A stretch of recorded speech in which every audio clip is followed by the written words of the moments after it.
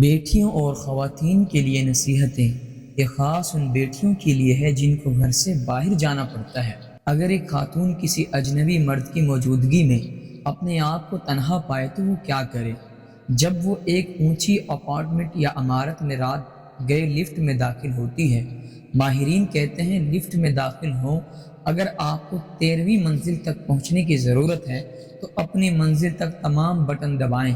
کوئی بھی ایسی لفٹ میں آپ پر حملہ کرنے کی جرات نہیں کرے گا جو ہر منزل پر رک جائے۔ اگر آپ اپنے گھر میں اکیلی ہوں تو کوئی اجنبی آپ پر حملہ کرنے کی کوشش کرے تو آپ کچن میں بھاگ جائیں۔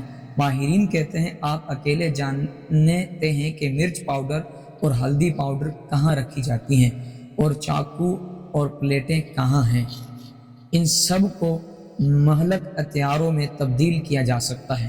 اگر اور کچھ نہیں تو پلیٹوں اور برتنوں کو ہر طرف پھینکنا شروع کر دیں، انہیں توڑیں، چیخیں۔ یاد رکھیں کہ شوہر چھیڑ چھاڑ کا سب سے بڑا دشمن ہے، وہ پکڑ نہیں سکے گا۔ رات کو ٹیکسی لینا۔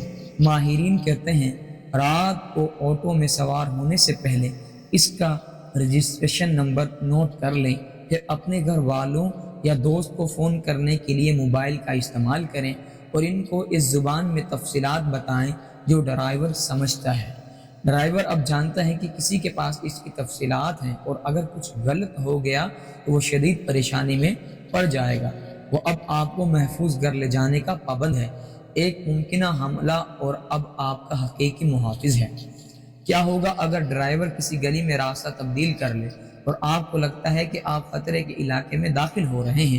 ماہرین کا کہنا ہے کہ اپنے پرس کا ہینڈل یا اپنی چوڑی اس کے گلے میں لپیٹ کر اسے کھینچنے کے لیے استعمال کریں۔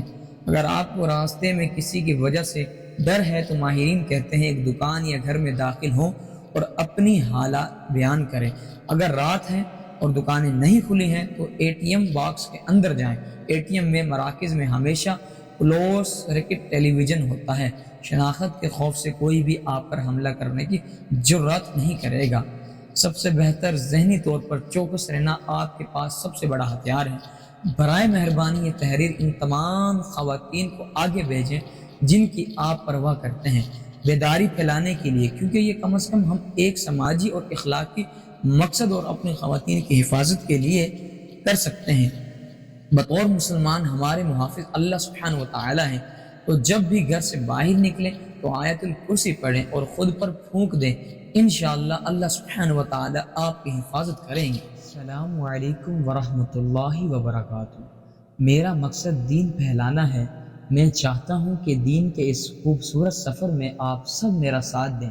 میرے چینل کو اپنی فیملی اور دوست احباب کے ساتھ ضرور شیئر کریں تاکہ وہ بھی اس سفر میں شامل ہو کر اپنی زندگیاں سنوار سکیں۔ میرے چینل سے ہمیشہ آپ کو کچھ نہ کچھ سیکھنے کا موقع ملے گا۔ آپ سب کا بہت شکریہ۔ جزاکم اللہ خیرہ۔